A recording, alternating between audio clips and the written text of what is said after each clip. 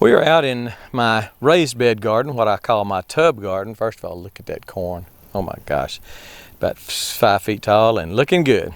We're going to pull some onions. Now, in case you're not familiar with the terminology, you dig potatoes, but you pull onions. So let me show, even though I may have to use, some of these are embedded down in there for so good, I may have to use that, but we're still not going to call it digging onions, because I want to be technically correct for the South. Y'all may dig onions somewhere else, but we don't dig them down here. And we pull them, and most of them will come up if you pull on the stalk. Most of them will. That's a nice size onion. That is softball size. I'm just going to throw them out there. We dry them. We dry them by just putting them out there. I'll show you a drying video in another video. And this, everybody asked me about the tub garden. I got these are industrial totes, fiberglass totes. I'll just tell you all about it. I have to do that every time because I'll get 10 questions. Where can I get you tubs? And you can't. I can't get any more and you can't get any. So, or you can, but they're about $80 a piece on Amazon. I let this garden get way too crowded with weeds and such. I got a big old zucchini plant over here that's shading most of it. And I'm gonna put the camera on a stand, on a tripod in just a minute, but I just want to kind of get out of here and show you. Some of them aren't that big. That's 3 inches across, 2.5, 3 inches. I don't want to miss any. Sometimes, again, you'll have to use you know, some type of a digging tool to get them, but not on these. All right, we're gonna get in some big ones now, and that's what I want to show you. Down on the other end, I've got some 𝗛𝗨𝗚𝗘s. I had several people tell me 𝗛𝗨𝗚𝗚s will not get big in the South because they're a short day onion or something like that, and we only grow long days, or vice versa. I'm not sure. I don't know all my terminologies on onions. That is a pretty. It's kind of weird, kind of shaped weird, but that's a pretty onion. That right there is a monster. That's a big onion. That's bigger than a softball. I'm going to get out a tape measure in a minute, so I just need you to see it. Right now I got the water on. I forgot about that. The irrigation system's on. Or actually just went off.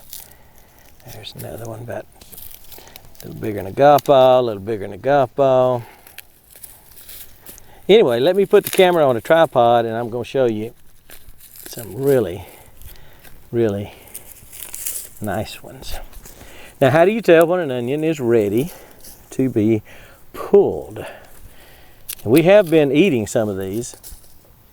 We've been eating the smaller ones because I want to see how big the big ones get. When an onion falls over, when the tops fall over, they're done. So I've got a few still standing up, and you know, technically they might get a little bigger, I don't think so though. I'm pretty sure they're done. So I'm pulling them all at one time because good gosh, I didn't know he was that big. That's a big old onion. Golly. I didn't know. I want to use these for planting some peas. I got some. I think it's called a Dutch white pea from Hoss Tools. It's supposed to be kind of like a butter bean. In fact, that's what it's called. It's called a butter pea. I think it's called a Dutch white butter pea. And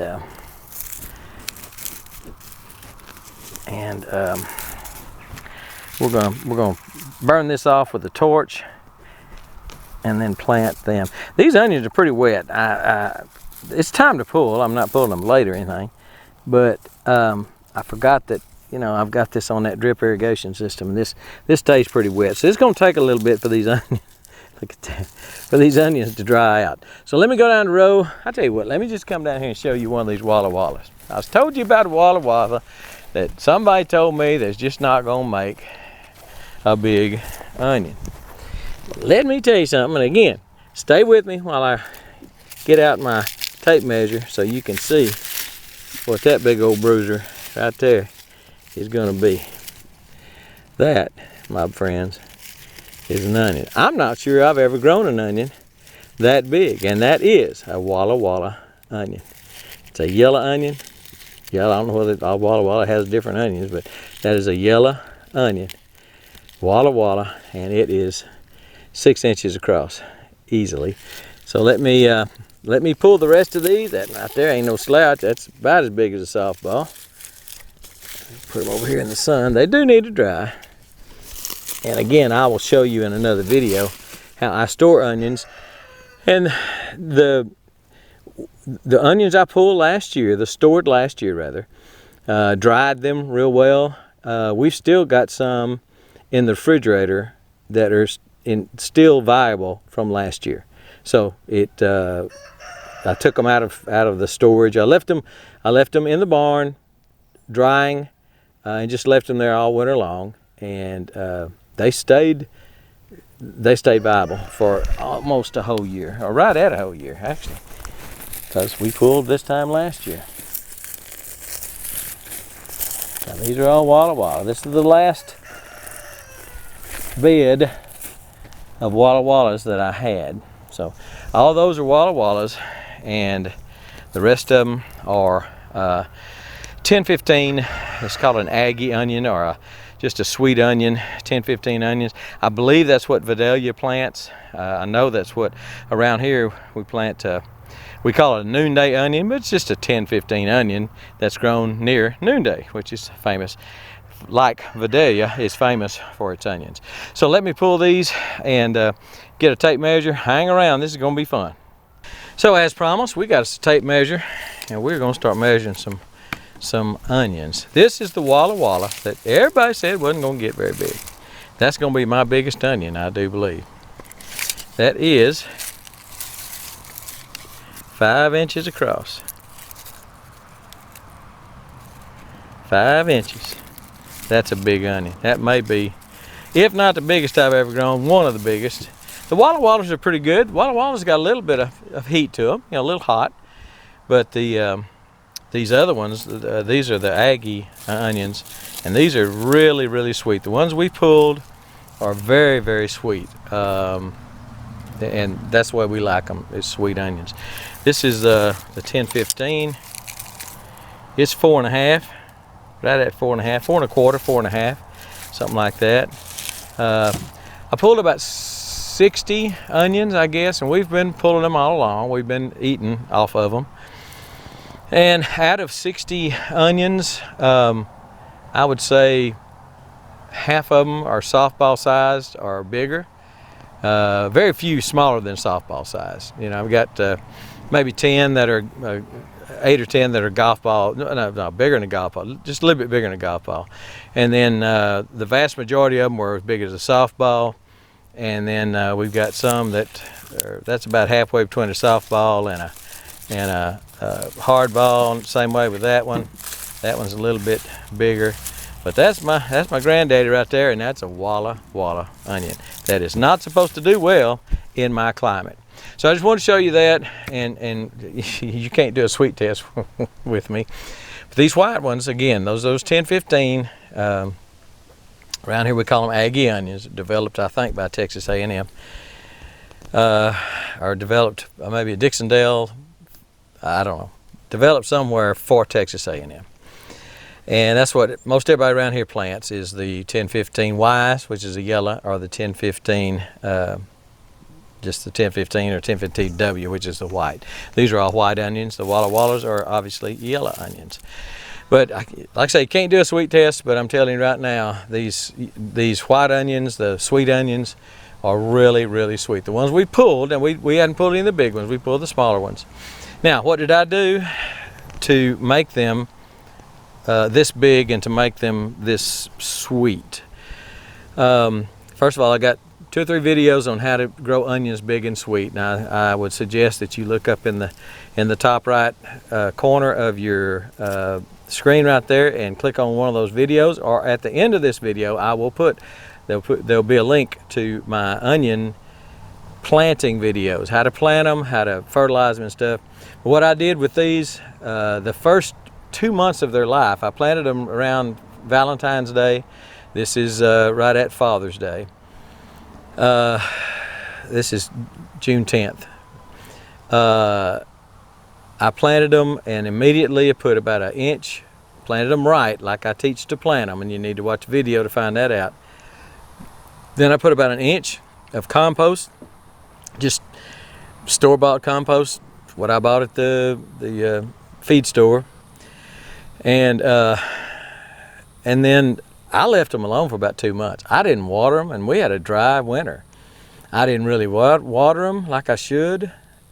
I didn't, until I put in my house, my drip irrigation system there, that drip tape, I just was not watering like I should. Maybe once or twice, and we got not enough rain to make them really get big, but they did anyway. Put compost on them, and then when I started using that drip irrigation system and started using the injector, then I started putting some of that 20-20-20 in there with them, and the Micro Boost. Now that's probably, it was about the last month of their life, maybe a month and a half, and so I don't know if that, well, I'm sure it didn't hurt. I mean, they were still growing. They were viable, growing onions, thriving onions. So I'm sure that helped a lot, the 10-20-10 and the Micro Boost. I'm sold on that Micro Boost. Give it a try. See if House has got some in, and it comes in a gallon. I forget how much it is a gallon, $20, $30, and you use about a cup. If you're going to do a big, 1,000 square feet or something, you use about a cup of it, so it goes a long way. You can put it in a pump-up sprayer, and just spray it at the base of your plants, like at the roots of stuff that's planted in the dirt or planted in containers. You can use it with a watering can in containers or something like that. So the Micro Boost, I think, has really been one of the keys to my success this year. I've never grown a garden this good. I've never grown a garden this productive. So I am thrilled to death, and I wish you could come get some of this squash. I have got way too much squash. But I want to show you my onions. I want to show that the pulling of the onions, and again, we pull onions, we dig taters. Pull onions, dig taters. Just want to make sure you understand that. And I did have to kind of get in there and get my fingernails dirty digging some of the onions out, but I just pulled them out. Anyway, good onion crop. I'll do another video soon of how I store onions, or how I dry onions and dry them for storage, for long-term storage. And again, we had onions last year that I pulled this time last year that were still viable in the refrigerator a month ago. And we'd already started eating some of these onions, so we just kind of left them. We didn't really eat them. But there's some still in the refrigerator, and they look fine. They're a year old. So drying them right, drying them thoroughly is the key.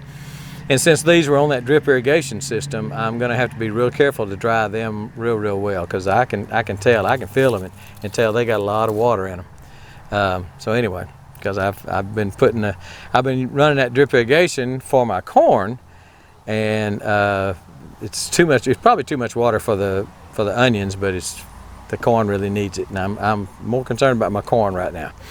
So I want to get that corn. I want to get some good corn, All right, that's my onions. That's not all I know about it, but it's all I can remember to tell you right now. Plant them right. Look at the screen right now. There's a link to a video playlist of how to plant onions to make them big and sweet, and then fertilize them if you can. Go to my link at Haas. My link is below. Go to that to look at some of the Haas fertilizers. 20-20-20 is what I'm using on onions and everything in the Micro Boost. When it comes to corn, I used the 20-20-20 till it got up, 8 or 10 inches tall. Then I started using the Chilean nitrate, 1502. So that's but the 20-20-20 I'm using on fruit trees. I'm using on all my vegetables, fruit trees, blackberries. 20-20-20 is just making things go crazy, along with the Micro Boost. Got to have that. Love it. Love it, love it, love it. Thank you, Haas, for all you have done, the research you've put into, and all the stuff you're doing to help people grow better gardens. I think we're going to need it. I think we need it right now. We're going to need it even more in the future. Get you a garden. If you don't have one, grow something, even if it's just a bag, and you put one tomato in a grow bag or in a container. Grow something. You'll enjoy it. You'll enjoy the heck out of it. Unless you get too many squash, and then you're going to have to find somebody to come get you dadgum squash. All right, we're done now. We're gone.